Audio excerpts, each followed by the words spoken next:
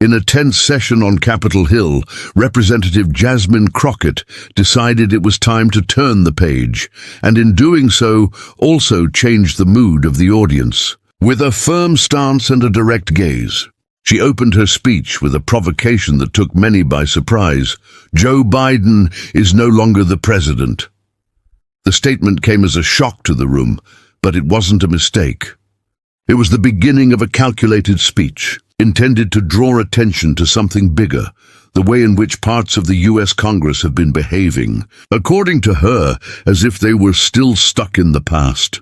Crockett, in a forceful tone, said that lawmakers needed to stop rehashing old battles and focus on what really matters. Legislating for the present, the Congresswoman argued that many of her colleagues seem to confuse Congress's role with that of a court. "We are not litigants," she stated.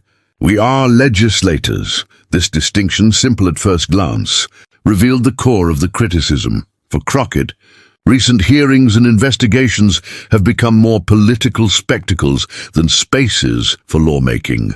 She noted that the country faces real challenges, economic, social, and security, and that, while some continue to try to remake judgments and revive political ghosts, the problems of the American people remain unsolved. The Congresswoman used a speech by a New Jersey senator, whom she called an American hero, to reinforce the central point of her message. Quoting the congressman, she reminded him, "This isn't about left or right. It's about right and wrong."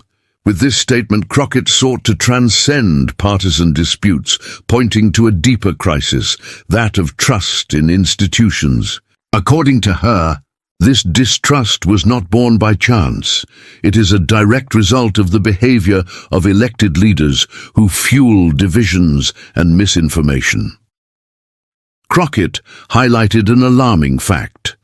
Both she and the subcommittee chairman, from opposing parties, have been receiving a growing number of death threats. This increase, she explained, reflects the radicalization that has taken over political debate in the United States. "No member of Congress should live under this kind of threat," she said, warning that hateful rhetoric and the manipulation of information have real consequences, including the safety of members themselves.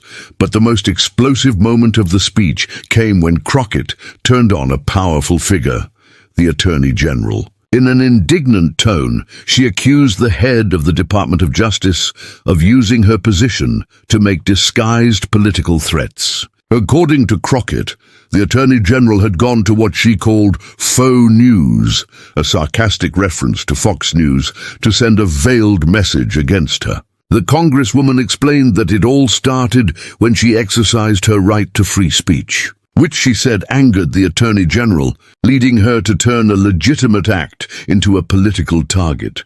With a sharp irony, Crockett said that the highest American justice authority should be a model of impartiality, but instead she was acting out of revenge. She forgot that her role is not to punish those who disagree, but to defend the Constitution, she asserted. And at this point, the Congresswoman expanded her criticism. "The problem is that many of those at the top today confuse power with justice." It was then that the speech took an even more direct and controversial turn. Crockett didn't mince words when discussing Elon Musk. In a firm voice, she declared, "I don't like Elon Musk. I'll say it 50,000 times. I don't like him." The audience reacted, but she continued. "He fires people without justification, acts as if he's above the law, and receives privileges no other citizen would have. For her, the billionaire is the portrait of a system that protects economic power while ignoring the common citizen." Crockett went further, accusing Musk of benefiting from federal contracts and protections that leave him in a position of impunity. While he's protected, thousands of workers face insecurity and small businesses struggle to survive, he said. And with a personal touch, he revealed that on his birthday, he was pleased to witness peaceful protests against the tycoon in various parts of the world.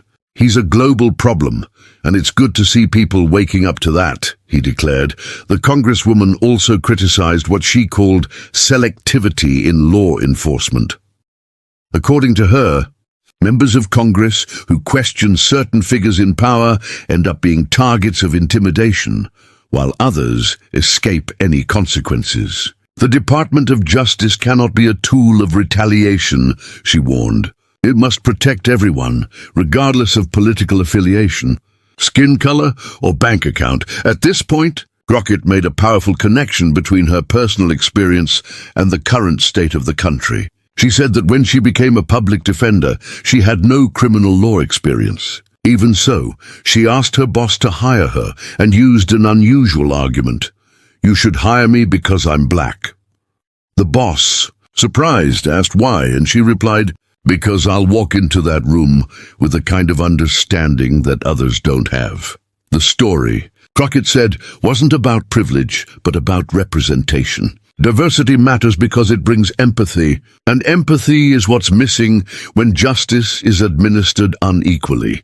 The Congresswoman used the story to criticize the movement against diversity, equity, and inclusion that has been gaining momentum in parts of the government. When an administration devalues diversity, it's saying that only some deserve to be heard, she argued. But the real America is made up of many voices, many stories, and many colors. In closing his speech, Crockett returned to the theme of the moral responsibility of public leaders. He said that as long as politics continues to be treated as a game of revenge and spectacle, the country will remain divided. We need to remember that we were elected to serve, not to fight for likes or headlines, he concluded. The moment was met with both applause and disapproving looks, reflecting the polarized climate that dominates the U.S. Congress.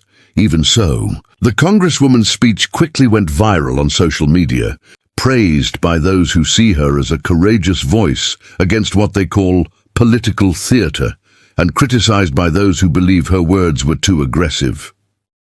Behind all the controversy, Jasmine Crockett's speech exposed an open wound in modern politics, the distance between power and the people. While cameras record barbs being exchanged, much of the population continues to wait for concrete solutions, and it is precisely this disconnect that she sought to highlight. Her call for the debate to return to being about right and wrong, rather than left and right, resonates as an attempt to reclaim what many consider lost: the essence of democracy. Crockett ended his address with a firm look and a phrase that sums up his vision. To serve is to understand, to fight for everyone, not just those who look like you.